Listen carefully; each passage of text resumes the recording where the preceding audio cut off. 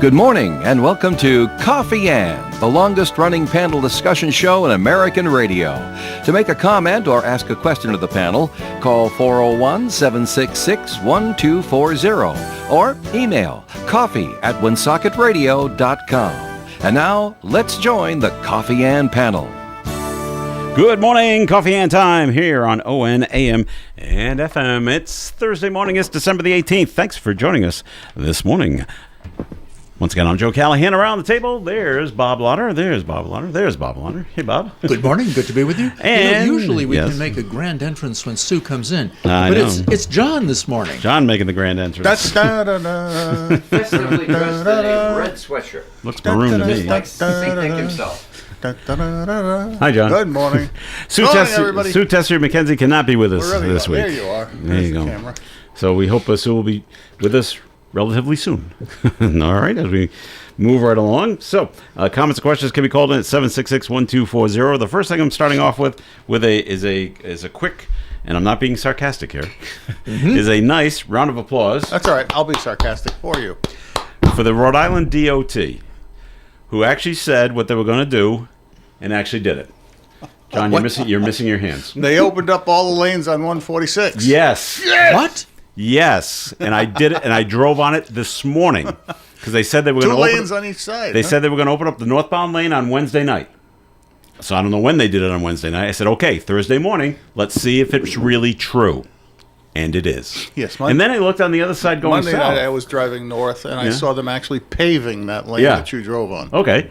And now they said Thursday night, Thursday night, they're going to open up the southbound side. But driving north, I'm looking over on the southbound side, and it looks like two lanes are open. Unless they're going to do more work at some other point. I don't know. Maybe. But I only drove in one direction. So going northbound, it's two lanes going over the flyover bridge. And there's no construction sites. There are the Jersey barriers are still there. I don't think they want you to drive over the bridge. Amazingly, it's the only contract that DOT has given that is not to a United States contractor. Well, there you go. What? Who's doing it? It's a Swedish company. Is it? Well, they know what they're doing, I guess. So, but it was there was no big construction vehicles. There was no people just walking around on the other side of the Jersey barriers, and it rolled rather smoothly this morning. The other thing I also realized, because after you go over the flyover bridge and want to come to Woonsocket, you got to stay to the right to go up 146A, and you always come up to that light that's there. That's permanent. I'm sure it's going to be, but there's also two lanes going up to that light. I said, "Oh, that's convenient." That is convenient. I automatically get over to the right because it was always one lane, but now there's two going up to that light. I'm like, hey, all right. Yeah. So I think the only major thing they have left in that whole interchange is the exit ramp coming off of 146 South to get onto 146A North. Okay. That actually is now a ramp that will go to the access road to the right of the highway to go to the car dealerships, and then it crosses under the bridge and goes to the light that you're talking about, so you can turn left north. That's got to be finished. you can still stay way over to the right and go up to Sales Hill Road when you're going north.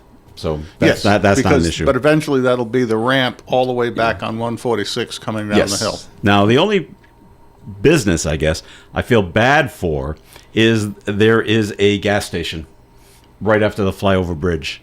And if you're on the bridge, there is absolutely no way to get to it. You have to know to be on the Sales Hill Road off-ramp in order to get to that gas station. So if you're from out of town, out of state, and you need gas, and I see it up there, and if you're in the wrong lane, I mean, forget it. There's just no way to get to it. Right. And I wonder what it's going to do to their sales. Well, it looks to me like it's driven the price down so far. Oh well, there you go. and the other business over there, John, I don't know if you know, but Lakeside Pools, are they gone? The pool company? I don't know. Because the outside pool that they used to show Is it gone? is not there anymore. Well, maybe that's because it's winter. But they never took it down before, and it looks like they paved it over. So I just don't know if they're just done and out of business. So I don't know either. I don't know either. So I just wonder about that. So next time driving up 146, you'll be like, hey. Now we'll see. The real question comes this afternoon. And will it keep the traffic flowing, or are people still going to stop? Yeah, and that's- going north. that's and it almost- might happen for a week or so. It's almost worth taking the ride to see Just to do it. Just to see what happens. So there you go. Well, So I have to ask, how clear was the separation when it was exit ramp for Sales Hill Road access? the signs are coming still north. up. Stay to the right to Sales Hill Road. Right, but I mean, are there full 3 lanes wide now at the bridge from crossing 99 crossing over, or does the exit access come later? Well, nothing's at 99. So that's so this is up the ways. So they haven't worked on that yet. Okay. But you can see it after you pass under 99 coming up that there are 2 lanes to the left, and the Sales Hill Road is definitely Still to the right. Yes. So that's and you can see it coming quite a ways away, and they still have the signs up.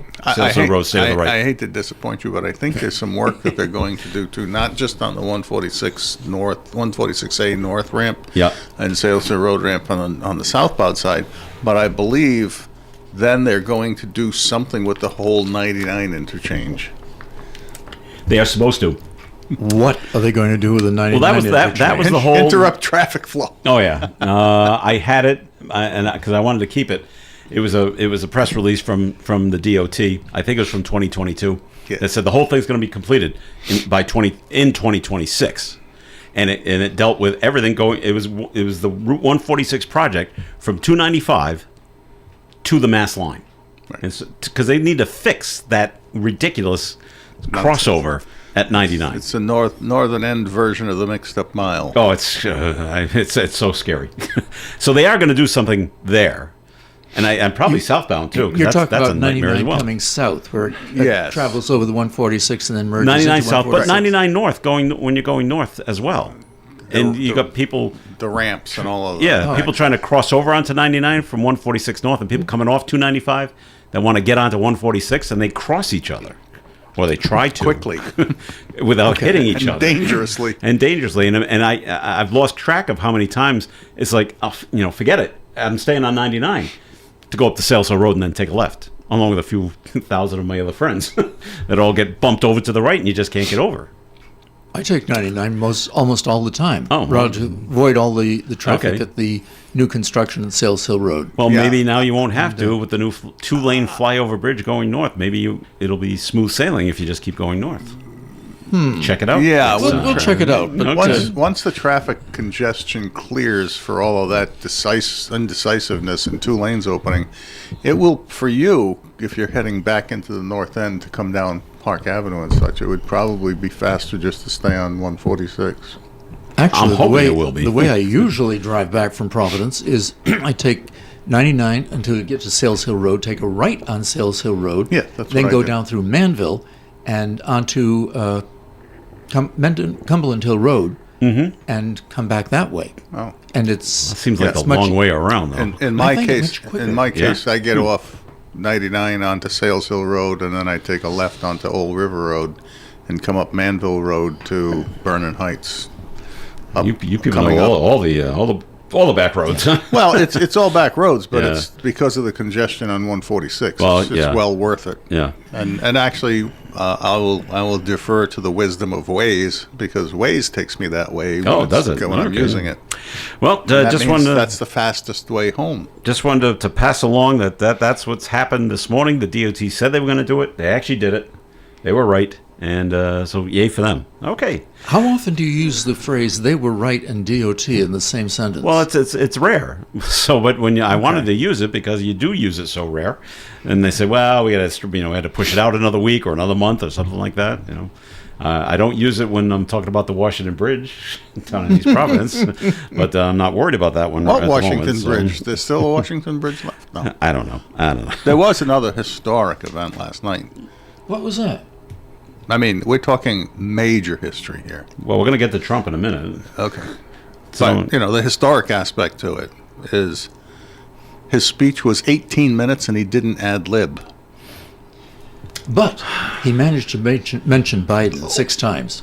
did you count that? Yes, I Oh, did. yes. He mentioned Okay. Biden. Everything's Biden. As a matter of fact, I the know. commentator I saw afterwards said he's got to get off of Biden. He really does. But It's done. To me, the amazing and historic aspect to it was 18 minutes reading the teleprompter And he didn't go off script? Without variation. All right. Which is never what he does. I tuned it in because I wanted to know what he was going to say, because they wouldn't tell you ahead of time. Well, what's he going to talk about? Well, you have to tune in to find out. And it sounded like a campaign speech, or it sounded like a State of the Union address about how great he's doing. I'm like, is that all you're going to say? But the best thing I took out of it was he said every person in the military is going to get a $1,776 check. Yes. 1776. I'm like, well, that's nice. Okay, It's interesting. Good for them. That's some of our tax money is going to for a nice bonus for the people that are in the military. I'm like, I'm okay with that. So, but that was the big thing I took. Now, is this away. going to be in the form of the check, like when the COVID money came out that had his signature all over it? I don't know. It would not surprise me. I'll ask my son. He's in Yeah, the Navy. there you go. He's in the Navy. My son's in the Navy. He will be up here next week for Christmas. I'll say, so did you get a check or is it direct deposit? Mostly probably be direct deposit because it's easier. All right, so that was What's easier got to do with the president? I didn't take Bob. Did you take anything else away other than he said Biden 6 times from last night's speech? Not really. What I was fearful was I was afraid he was going to make some kind of reference to Venezuela, And that we're going to attack Something- or we're going to invade, I should say. something like that, without congressional Yeah. approval. And he didn't. And it fortunately, he nothing. didn't mention that at all. No. Okay. No, he talked about how wonderful he is. And how terrible it is that the Somalis are taking over Minnesota. He didn't mention any of that. Did Yes, he he mention did. that? Yes. Yeah. Oh, that's right. He was gonna take care of it. He mentioned the criminals, Okay. and he Yeah. was. He You're right. he wisely did not indict the entire nation of Somalia, nor did he indict the entire Somalian population in the United States. He No, did. it was If you specific. look at the word specifically as it goes in order, Yeah. he was referencing the criminal element that they need to get rid of, that defrauded Minnesotans and Right. the U.S. crooks. U.S. nation out of billions of dollars. Yeah. Okay. Is there any real evidence of any of that? Well, they're already prosecuted and some of them are in jail. This has been going on So- for years. The answer is yes, Bob. The answer is yes. There's I'm evidence. not of it. sure. But they're still in. But they're in jail. I mean, They've you been can look up prosecuted already. you can look up the Well, I don't know. cases. I don't follow Minnesota law that The closely. guy, you know. the guy that ran Feed Our Future is in jail. I mean, he's been found guilty, and the measurement is in literally various organizations, hundreds of millions of dollars. We just got a note called in 766-1240. Just said when Obama spoke, he mentioned George Bush all the time. At least that's what the Oh, note yeah, says. he did. So I guess this is They all do to a point. Yeah. We got to mention the previous administration. Yeah, but you had a And their year shortcomings? to try and fix some of it up, and you're Well, that's crashing into the problem with the healthcare costs coming up in January. You brought that up. You can't seem to get Congress to act on this, and they're going home for Christmas. So I guess said- that healthcare for 22 million people in the country is not as important as making sure that you're there for your family at Christmas time. He's going to take care of the Unaffordable Care Act, Bob. Oh, yes, I'm sure. Yes. Well, I was never a fan of Chris Cuomo when he was on CNN and he was hyping his brother and doing all the other goofy stuff during COVID. But ever since he moved to News Nation, he's been given free reign to be as close to neutral as maybe he can get. But he has an opinion about it, and he really called them all out because he made it clear that the Affordable Care Act did nothing but funnel billions and billions of dollars to insurance companies and healthcare providers without doing anything to attempt to contain costs. And the Republican plan is to throw money at people and say you're on your own, but again, does nothing to attempt to contain costs. And by that I mean things like if you look into United Healthcare, they not only insure, but they own provider networks. Mm-hmm. So they are paying themselves at rates that they negotiate with themselves. I like this So rate. how do you think that works out for But them? if the healthcare industry is gaining so much money this way, why are the hospitals in Rhode Island struggling to continue to operate? We have two hospitals Well, and in it's going Providence to that get are it's about to get much worse because they're in the new big beautiful bill or in the Medicaid components to it, they're going to be cutting out reimbursements to hospitals for uncompensated care for non-citizens, which So- means they're going to get less money now for the uncompensated care, which means they're going to struggle even more. No doubt about that. Why? It's that the insurance companies get the money, not the hospitals. They don't own the hospital networks. They own the provider networks. And if you go into hospitals sometimes, you will get, like, if you go to Landmark Emergency Room, Landmark doesn't operate the emergency room. They contract with a firm of doctors and assistants that actually staff up that room. So when you go there and you get a bill, Landmark gets a piece of it because they rent the space, but it's a doctors group that gets the money. And so why are they going broke? I think it has more to do with the Medicaid structure than it does the regular insurance structure. I'm talking about the regular insurance structure and the insurance, what do you call them? The exchange, the Rhode Island, in the case of the insurance exchange that they run the Affordable Care Act through. They own too much of that. I think it's one of those things where they need to look at our antitrust laws in terms of, you know, how when they did antitrust, it wasn't just about one company over Right. a product. It was one company over a whole structure from bottom to top, as well as multiple operators. So they have to look at the structure of cost from bottom to top for healthcare to see that they're not building overhead dollars into each layer, so that when you get to the top of it, the overhead factor for each of those represents billions of dollars instead of just letting each one operate independently and compete with one another for cost. Well, until they get to that point, I would think Oh. that they should be continuing what the system is right now, because the alternative seems to be the Republicans are saying we'll give a lot of money to. Joe's trying to break for a I'm commercial. being told to shut up. No, I'm not telling. No, He's doing a soft break. Okay, I wasn't signaling you. I was signaling know, something the else. commercial coming up. Yes. Okay. Do you want to finish your thought?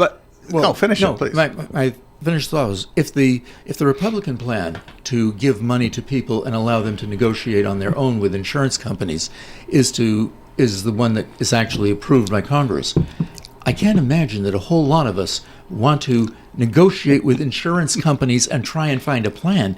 It's hard enough for people to decide which Medicare plan they're going to take, rather than anything further than that. I'll say It's going this. to be a disaster. There is a group of moderate Republicans who have actually reared their heads, and they have sided with the Democrats because they are supporting a continuation of the subsidy for Right. a couple of years. But part of that agreement they have with the Democrats they negotiated with is to make other amendments in the future after the period of time is up, where they leave the subsidies as they phase into a new plan and work on a new plan.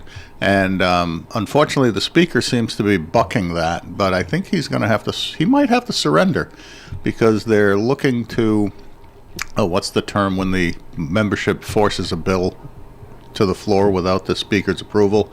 I don't recall the term, but I know what you're talking Yeah, about. Yes. in any case, they're apparently working that so that there'll be a vote on an extension of the subsidy with some modifications coming in January, whether the speaker likes it or not. And Of course, I then it think the has speaker's vote on his plan is probably going to fail when it gets to the Senate anyway. All right, break time here on Coffee and we're a little late, but we are going to get to it. But more coming up, so keep tuned right here to ON, AM, and FM. OM 1240. Your premier real estate expert is Scott McGee of the Stearns McGee team at RE/MAX Properties in North Smithfield. Scott has had extensive training and knows the latest real estate strategies. He can offer you knowledge and tools most other agents can't. To see the latest listings from the Stearns McGee team at RE/MAX Properties, visit this website, McGeeSoldMyHouse.com. Scott McGee of Stearns McGee team at RE/MAX Properties can help you buy or sell your home. Nugget Bills, Nuggets all the way. Hi, I'm Kylie. I'm John. And I'm Garrison. And a little thing we love about the 30-count Chick-fil-A nuggets Is sharing them when we cut down the Christmas tree. we will pack the car with gifts. And of course, we go and pick up our family's favorite nuggets. Every nugget is tasty times quadrillion. And we get all the sides. Yeah, the ooey gooey mac and cheese is a big hit. Share the nuggets, share the joy. Order the 30-count Chick-fil-A nuggets on the Chick-fil-A app. Real guests paid for their testimonials. Oh, no. Ah, that's the sound of someone who's misplaced My debit card. their debit card. Where'd I leave that thing? Not at the gas pump, or the checkout counter, or the roof of your car. Now, if he has the Chase mobile app, he can use Card Lock. Wait, I could just lock my card. Yep, just a few tippy taps on his phone, and that sound? That's peace of mind from Chase.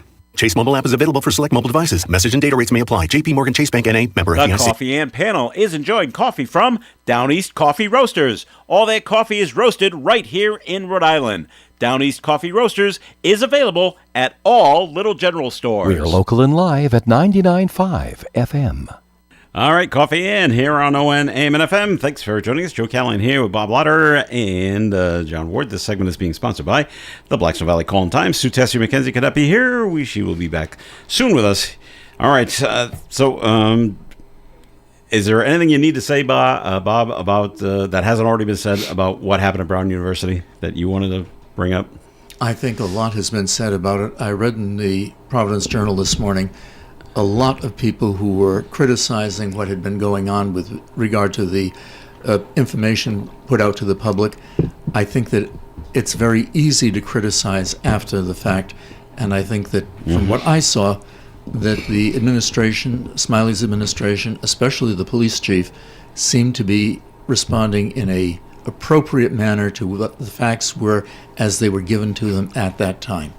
I don't necessarily think that they are should be the subject of so much vilification by people on the internet. Okay. John, do you agree with that? I agree to a point. There's a point that I disagree with how they have gone about it. And as I think about it, it has nothing to do with the investigation. Two things come to mind. One is whoever leaked the guy's name that's from Wisconsin, he needs to have some severe discipline dumped on his head, because that can do more damage to a guy for a longer period of time and just tear his family apart, who is concerned and worried and is now going to get goofy people doing stupid things. So that should have never happened, and somebody needs to be disciplined severely.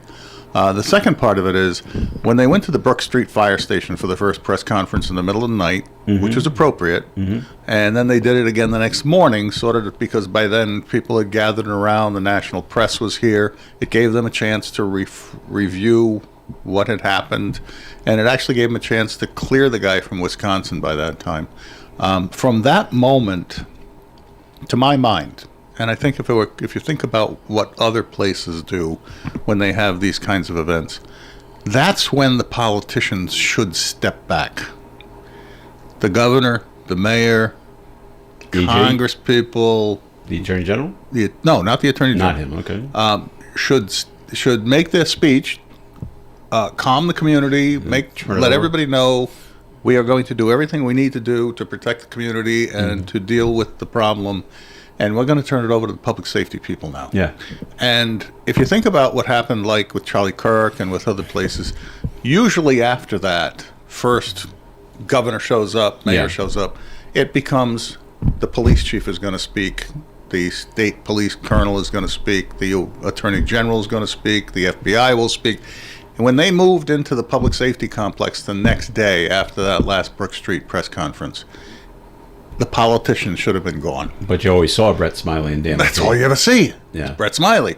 It's a professional operation at that point, and they should be dealing only with what they can report on the investigation. If Brett finally wants to make a statement, he should make it in the form of a written release to the press, talking about what his administration is going to do. The Brown University president could talk about how they're going to deal with it, deal with their school community, deal with their safety facilities, and how they're going to deal with upgrading and improving situations. But I'm unimpressed with how involved the politicians are in this after it went out of the Brook Street Fire Station. Okay. Well, we'll see. I don't think anything will change. I think you'll still see Dan McKee and Brett Smiley, and along with Captain or the next Police time Chief they should Perez show up should only be when they apprehend a suspect and they're in custody and they have a high confidence that they've actually got the right person. And they can congratulate the And then they police. can come in to congratulate and say, thank you for doing the job. And, please, the community can be at rest that we have done our job, and the public safety people have done their professional job, and we should look for a positive outcome here. The police chief of North Attleboro put out a press release saying, we all know what happened at Brown University. The investigation is wide, and it has come to North Attleboro. Not that they're looking for the shooter here, but they just said the investigation has come here, and there's really nothing to worry about. That's all he really said. And he said if there were more, boy, that could cause panic in the streets. I know, but there was more. If there was more to it, we'd let you know. But yes, I guess people are asking, why are Providence police in our town? Why mention it? Well, people were probably questioning asking, it, and so he put out a press release saying, "There's really, yes, they're here, and yes, we're helping mutual aid and things like that, and they're asking questions, but there's not an issue to worry about." That's what we put out. So it has made it to another state at least, and they may be in other communities too in Massachusetts. We just don't know. So okay, I'm just hoping that they catch the proper suspect as quickly as possible. We want to take a quick break because Bob's going to leave early, and we got to get to his messages. So we're going to take a quick break right now here on the Coffee AM program, bringing the weather forecast, being brought to you by Mothers Against Drunk Driving. Sunny skies today with a high of 51 degrees and a calm wind. Tonight, 40% chance of rain after 3 a.m., increasing clouds, temperatures falling to 39 by 8 p.m. and then rising to 53 during the remainder of the overnight hours. South winds up to 23 miles per hour, and 1/10 of an inch of rain is possible overnight. Friday's weather, 100% chance of rain, mainly before 4 p.m., high of 58 degrees, breezy, south winds gusting up to 50 miles per hour. 3/4 of an inch to 1 inch of rain is possible on Friday. Friday night, rain continues, 30% chance, and then clearing up overnight. Partly cloudy skies by the daybreak. 25 degrees will be the overnight low, and 32-mile-an-hour winds as they diminish. Saturday, mostly sunny skies with a high of 39. Sunday, mostly sunny with a high of 46. Monday, sunny, 30. Tuesday, 50% chance of rain and snow, mostly cloudy with a high near 36. And on Wednesday, mostly sunny skies with a high near 40 degrees. Outside the Navigant Credit Union broadcast studio on the corner of Park Ave and Kennedy Street with the sunny skies, we have 30 degrees. For victims of drunk and drug driving, your grief is unique, but you are not alone. You always have a place at MAD. Call the 24-hour victim helpline at 877-MAD-HELP or visit mad.org. Let's see what's happening at Chan's this weekend for entertainment. Well, tomorrow night I have good news and bad news. The Peach Eaters are in town with the annual Ghost of Christmas Peach Party from 8 to 10. The bad news is it's sold out. Sorry about that. Peach Eaters are sold out tomorrow night at Chan's. On Saturday night, Jimmy Two Suits Capone and All-Star Chan Clan Band. You could still get tickets for that if you want. 30 in advance, 35 at the door. Always fun and entertaining night with Jimmy Two Suits Capone and his all-star band. Merry Christmas. Enjoying the holiday concert fun with friends and family at Chan's. And remember, Chan's celebrating 120th anniversary. Enjoy happy hour food and great drinks. Monday through Thursday, dine in only from 3 to 6 p.m. at Chan's, 267 Main Street in Woonsocket. If household finances are tight and you're having trouble paying the heating bills, the Good Neighbor Energy Fund may be able to provide assistance. Please contact a local CAP agency. Call United Way 211 or visit Rhode-IslandGoodNeighbor.org. Ad sponsored by the Rhode Island Broadcasters Association. We are local and live at 99.5 FM. All right, it's Coffee In here on ON Radio. Joe Callahan, John Ward, and Bob Lauder. Bob, time for a first message from your law office, please. Thank you. Good morning. This is Attorney Bob Lauder. In the past, you heard me talk about the importance of estate planning. That is creating, with the guidance of an attorney, a lawful plan for the distribution of one's assets following one's death. This morning, I'd like to talk with you about two old cases, and yet somewhat amusing, both of which involved well-crafted documents, but which documents fail to satisfy the inquiries of the beneficiaries. and both resulted in appeals to the state Supreme Court. The first case is that of Industrial Trust Company versus Alves, and it was decided 102 years ago in 1924.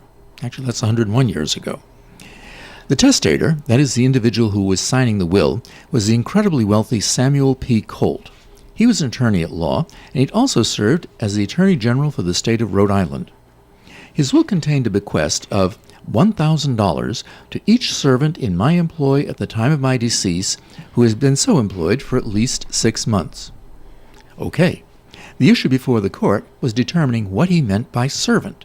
Did it include the numerous individuals who worked for him on his farm in their capacity as farm foreman, teamsters, laborers, assistants in the cattle barn, the cook and the housekeeper at the employees' boarding house, a fireman and mechanic in charge of maintaining the boiler and the machinery on the farm, the milkman and the assistants in his dairy? Or was it, in the alternative, those individuals who were merely employees who would not be entitled to a bequest under the terms of the will? The Rhode Island Supreme Court, noting the tradition of Mr. Colt's donations of turkeys to families at Thanksgiving and Christmas, the transportation of their children in a farm truck to schools, the uniforms which he provided to all of the farm workers, which included buttons on the uniforms which displayed the Colt family coat of arms, concluded that Mr. Colt considered all of them to be servants and not merely employees. And even so, that in the broadest sense, the word servant, when not used in that broad sense, is interchangeable with the word employee, unless qualified by some other word, such as household or domestic. The result? All of the 6-month employees' servants received their bequest of $1,000. If you'd like to discuss legal matters with me, please call my office for an appointment. My name is Bob Lauder. My telephone number is 762-4550. And the disclaimer, the Supreme Court of Rhode Island licenses all attorneys in the general practice of law. The court does not license or certify any attorney as an expert or specialist in any field of practice. Thank you. All right, Bob. Now, we brought this up a couple of times on Coffee and I just didn't have all the facts in front of me. And I said, I got to do a little research, and I've done a little. So, John, keep an eye on this because it's going to come to Rhode Island at some point. But up in Massachusetts, the Massachusetts Cannabis Commission voted 4-0 to allow cannabis cafes or pot cafes to open in the state of Massachusetts. So they voted unanimously, by the way, 4-0 on this. So this is what it does, Bob. The decision clears the way for cannabis businesses to offer social consumption of their products on site. That means people could use marijuana at pot cafes, dispensaries, lounges, and even places like yoga studios and theaters. All right? And consumption events like festivals where cannabis can be consumed legally. Now, here are the safeguards they put in. All right?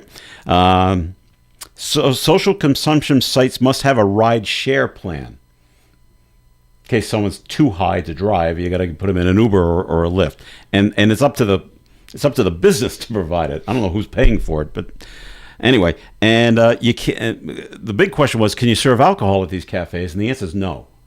All right, so no alcohol, but they also have to serve food and water. Oh, yeah. Okay. But then the question comes down: when are they going to open? And no one knows. You can't get a straight answer from anybody. It says the first available social consumption licenses would be reserved for members of the Commission's Social Equity Program, whatever that is. It's going to go to their friends first, I guess. And then the next step will be working with local leaders who don't have to allow pot cafes in their town if they don't want them, and it's going to get ugly after that. But you said theaters? That's what it says in the news report. I didn't know you could smoke in theaters. Well, you're thinking like the big movie theaters, right? I'm thinking like maybe plays. That kind of theater, or maybe if you rent it out, well, this is what it allows. I would think that was.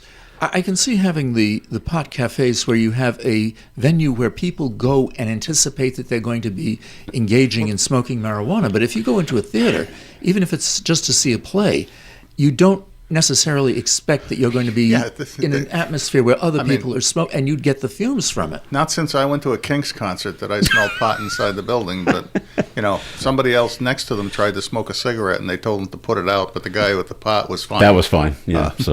But that was a long time ago. Yeah, that's a smoking violation that you can't do inside buildings. You can't do it okay, except in a casino. And it doesn't say casinos. That doesn't make sense to me. The other thing that doesn't make sense to me is Okay. It's coincidental that this comes out the day after a medical report. No, this actual, what I'm reading from it was actually posted December 11th. I had to go back and but it's find close this.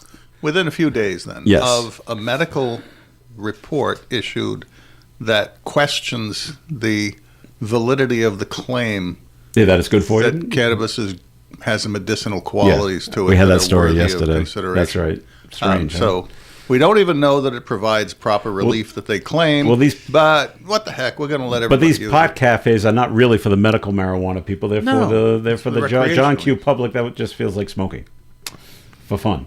But even that, I mean, there were smoking prohibitions against smoking in bars and restaurants already. But you can have a cigar lounge.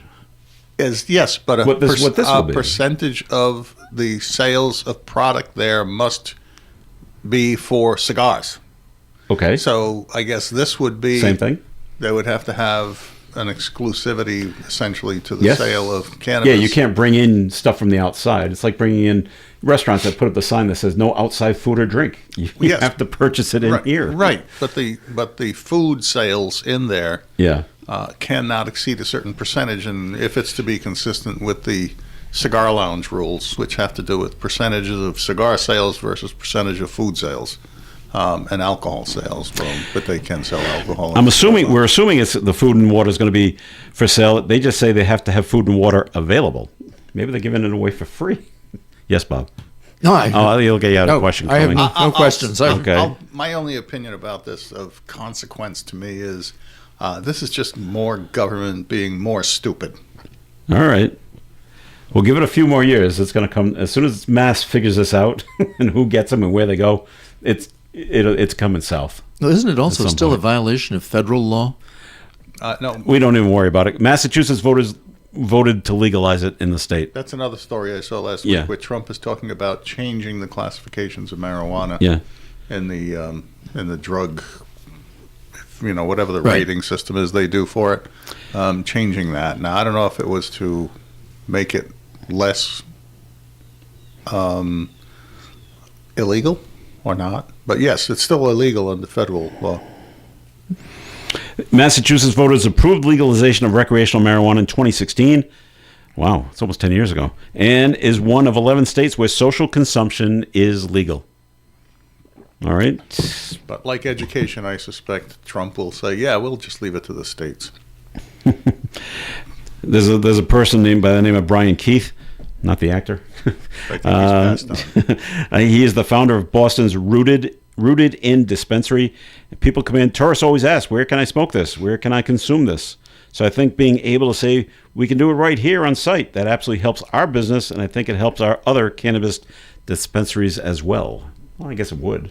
Well, let's check with Sebastian Cabot, see Buy what it. he says about it. He's dead too. Oh, yes. All right. Well, Bob's going to get going. And we're going to end on cannabis, Bob. Well, I know how exciting probate courts can be, so you have a good time. Thank you. Thank you. But it is time for a second message. Thanks. This is Attorney Bob Lauder. The second case I'd like to discuss with you this morning is not as old, only 77 years old, but it contains elements of social ostracism which are not as prevalent today. And that's the subject of children born out of wedlock, a circumstance which was viewed with embarrassment in the 1800s. The case is known as Fidelity Trust Company versus Mashew. In 1879, Mary prepared a last will and testament instructing that her property be held in trust for the benefit of her children, and upon the death of each child, the property remaining in the trust should pass to such children's issue, with the provisions that, by the words children and issue, I mean those by blood and not those by adoption. One of Mary's 3 children, known as Martha, had 2 children born out of wedlock, and one of those children was named Amy. In 1928, Amy brought litigation in the Supreme Court for the state of New York. Now, in New York, the Supreme Court is not the highest court, and she was seeking to establish that she was the child of Martha. She brought the litigation to seek an inheritance from her grandfather's estate. Martha was embarrassed by the litigation and entered into an agreement whereby, in return for financial considerations to be paid by Martha to Amy, Amy would withdraw her litigation and agree never to reveal that Martha was her mother, and that Amy would relinquish any claims to be an heir in the estate of her mother, Martha. Martha died in 1943, and as part of the probate filings, Amy was identified as an heir at law. The executor, that is the fiduciary trust company, filed litigation to determine whether or not Amy's disclaimer of an inheritance remained valid. Amy had never revealed the relationship and had fulfilled the terms of the agreement. The Rhode Island Supreme Court, after noting the suppression of any revelation of the relationship by Amy in accordance with the agreement, reviewed the actions taken by the mother Martha. Those actions included Martha's voluntary transfer of a substantial funds to Amy, and the court reasoned that they indicated Martha's love and affection for Amy. The court ruled that where an affidavit under consideration is considered in the light of all the circumstances, we are of the opinion that Martha thereby intended to and did release Amy from the agreement. If you think my office may be assistance to you in legal matters, please call me for an appointment. My name is Bob Lauder. My telephone number is 762-4550. And the disclaimer, the Supreme Court of Rhode Island licenses all attorneys in the general practice of law. The court does not license and certify any attorney as an expert or specialist in any field of practice. Thank you. Did they make the mom wear the scarlet letter A, too? That's all I could think of. We're so lucky that we've gone past that now? Times have changed and people are not ostracized because of things that they have no control over. That's right. I was fascinated actually by two aspects. One was the first story about Samuel Colt. Yes. And I'm assuming he was a member of the Colt family that did the gun company. Probably. Because Colt, with all that Colt kind of money, Park and that was in Connecticut where the company was, I believe. Yeah, but there's Colt State Park down in Bristol. Right. That was the area that he lived in. That's the area he lived in. Yeah. Okay. Wow. And then the other one is about the Amy situation, and it just ran out of my head. So all right. Well, Bob, have fun in probate court. Thank you both. And a Merry Christmas to you. I hope all of you have a great Christmas as well as Merry our Christmas. listeners. All right. Very good. Ho, ho, ho. Back with more Coffee In after this. Thank ON 1240. Krakow Deli Bakery Smokehouse offers authentic homemade Polish food to make your next meal special. Try our many varieties of hot and fresh pierogies with onions and what they call dirty sour cream. Or pick up golubki, kielbasa, babkas, or some fresh rye bread. We also offer a large selection of specialty and imported foods. Open Tuesdays, Thursdays, and Fridays, 9 in the morning till 6 p.m., Wednesdays, 9 a.m. to 5 p.m., Saturdays from 8 to 5 p.m. It's Krakow Deli Bakery Smokehouse. Follow us on Facebook and learn about our weekly specials. Located at 855 Social Street, Woonsocket, Krakow Deli Bakery Smokehouse has all the authentic Polish foods you love. A new exclusive offer with an eligible Bank of America Visa credit card is your opportunity to go from cardholder to ticket holder for the FIFA World Cup 2026. For a limited time, when you're approved for a new customized cash rewards or unlimited cash rewards Visa credit card, you're eligible for a chance to purchase FIFA World Cup 2026 tickets. Learn more today at bfa.com/cardfwc26. What would you like the power to do? Bank of America, proud to be the official bank of FIFA World Cup 2026. Bank of America N.A. in partnership with Visa. Terms apply. All rights reserved. Some people just know you can save money on car insurance by checking Allstate first. Like you know to check if they're going for it on 4th down, before going to the concession stand. Yeah, give me 3 hot dogs, 2 jumbo touchdown, baby! What? Hey, buddy, you want cheese with those? Yeah, checking first is smart. No. So check Allstate first and see what you could save. You're in good hands with Allstate.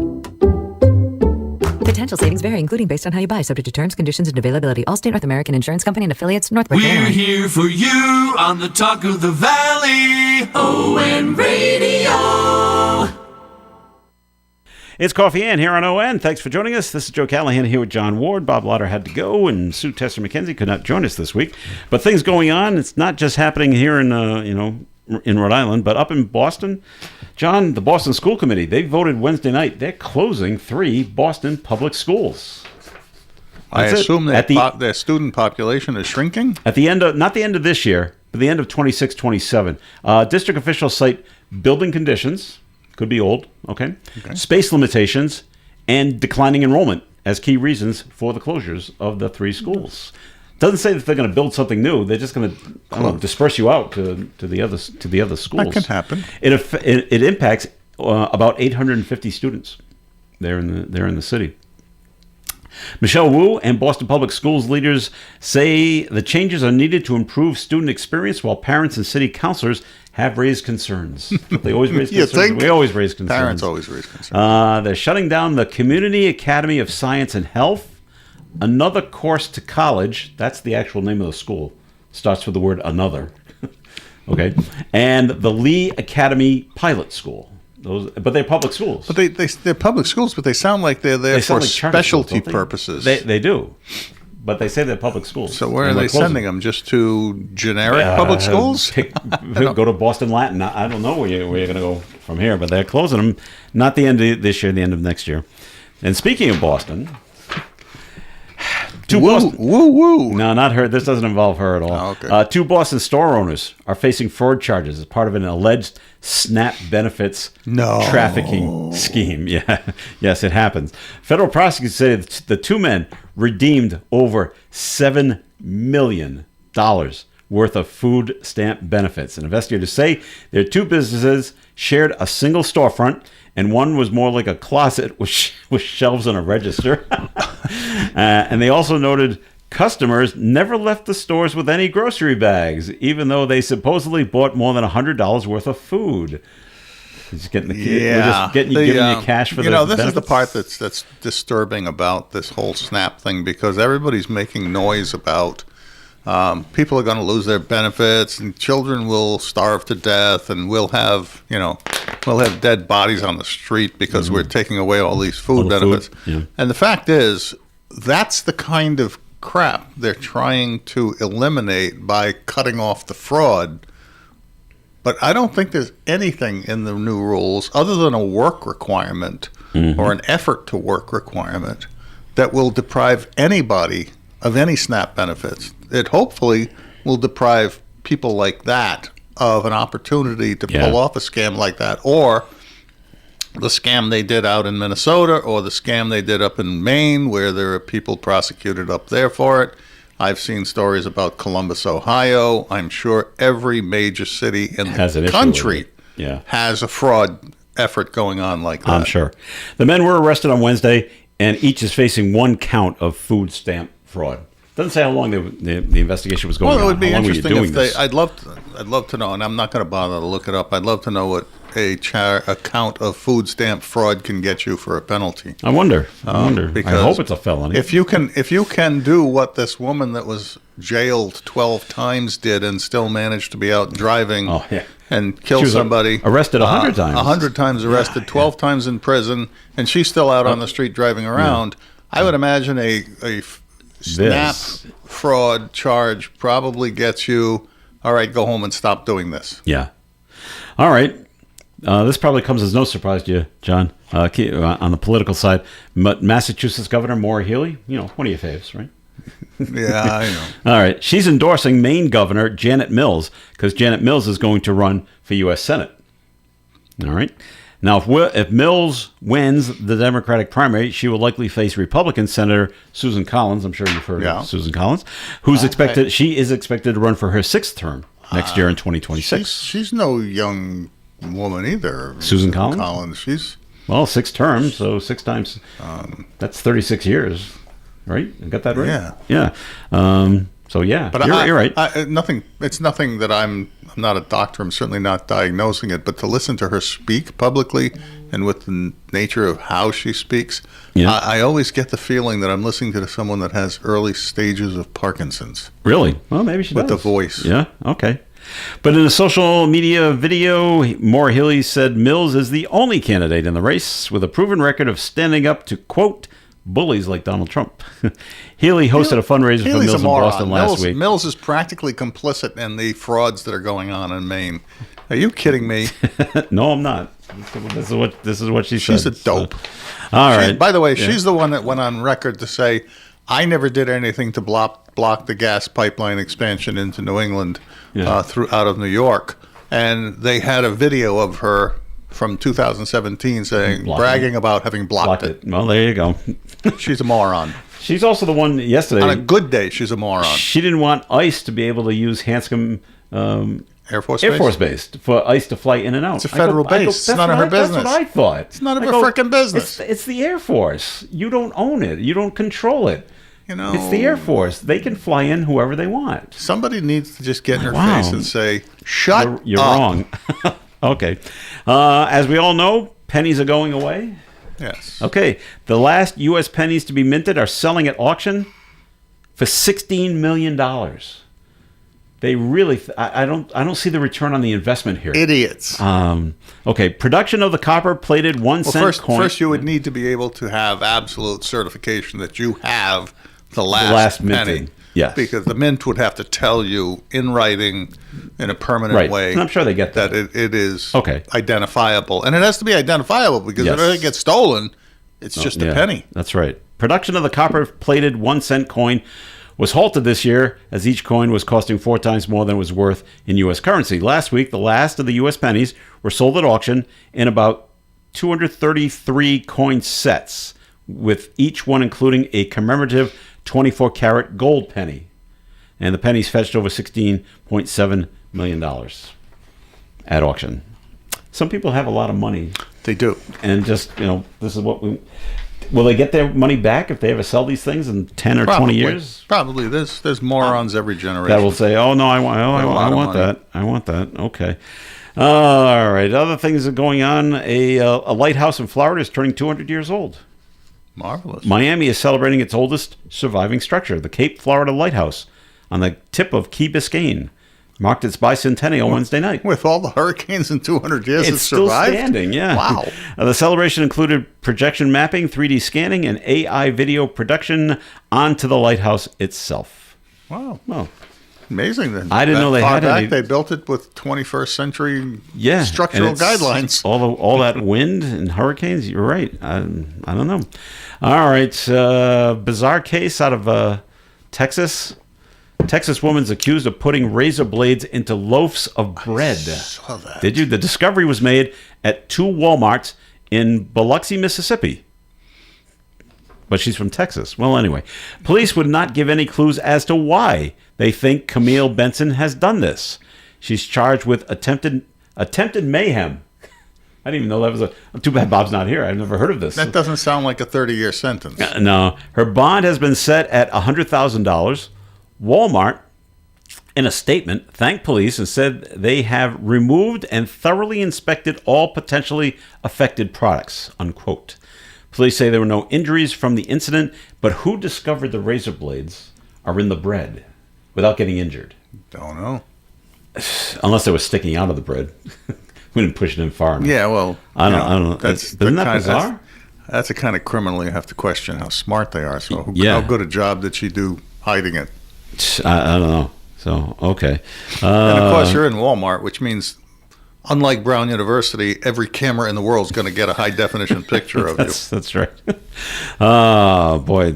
How about this? This is in Milwaukee. A 12-year-old Milwaukee girl is being charged with the armed kidnapping of her 4-year-old brother. According to a juvenile... Where's she going to go? I don't know. Get on my bike. According to a juvenile court document, she took the boy allegedly at gunpoint from a house in the city Harambee neighborhood earlier this month. Where is this, by the way? This is in Milwaukee. Milwaukee, Wisconsin. Okay. TV news out there reported the girl is in custody with a court hearing scheduled January 14th. All I can think of is she was trying to save her brother from wherever he was. What was the name that you mentioned there? Or the name of the city? Yeah. The city is Harambee. It just says in the city Harambee neighborhood. And if you know what Harambee means, it's an African term meaning like family or unity or something like that. I don't want to bias this necessarily, but when you say an African term, I wonder if this is one of those Somalian enclaves. It could be, but we don't have that information. Where a 12-year-old could be somebody's wife. Yep. and maybe she's trying to save her little brother from I don't know what. And she's pointing the gun at the adults. Come on. She may have a very good reason for doing this. You're absolutely right. All right. You got to be careful when you're sleeping outside, okay? A man was killed. He was sleeping in Fernon, Idaho, and a tree Oh, he wasn't outside. A tree fell on his house. Yeah. The sheriff's office says the tree fell Wednesday morning, killing the 55-year-old man while he was in bed. Other people in the home were able to evacuate without serious injury. The sheriff's office says during a windstorm, and it's going to be windy tomorrow. I thought it was going to be today later. What, tonight maybe? When the rains come. The wind advisory is coming late tonight into tomorrow.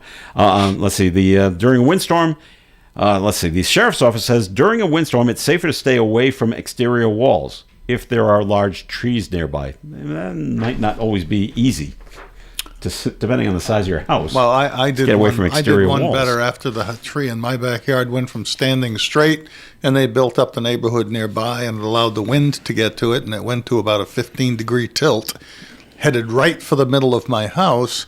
We did the prudent thing and had it cut down. No, well, there you go. So it was, but one good storm, and it could have easily fallen straight through the middle of my house.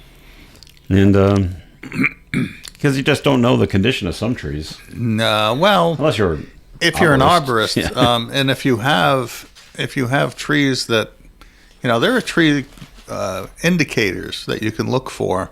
Too many dead branches that don't leave in the summertime, just tilting sometimes from the wind effects. And certain types of trees don't have very deep root systems. Right. So if you know what you're looking for, but most people don't. All right. Over in New York. I shouldn't say over in New York. It's a little west of here. It's not really up, but anyway. The governor of New York State. Another genius. Kathy Hochul. Hochul, is that how you say that? Okay. She has signed a controversial right to die bill, making physician-assisted suicide legal in the state of New York. I'll have to talk to her doctor. The law allows New Yorkers, so you can't come from other states. I guess you got to be a resident.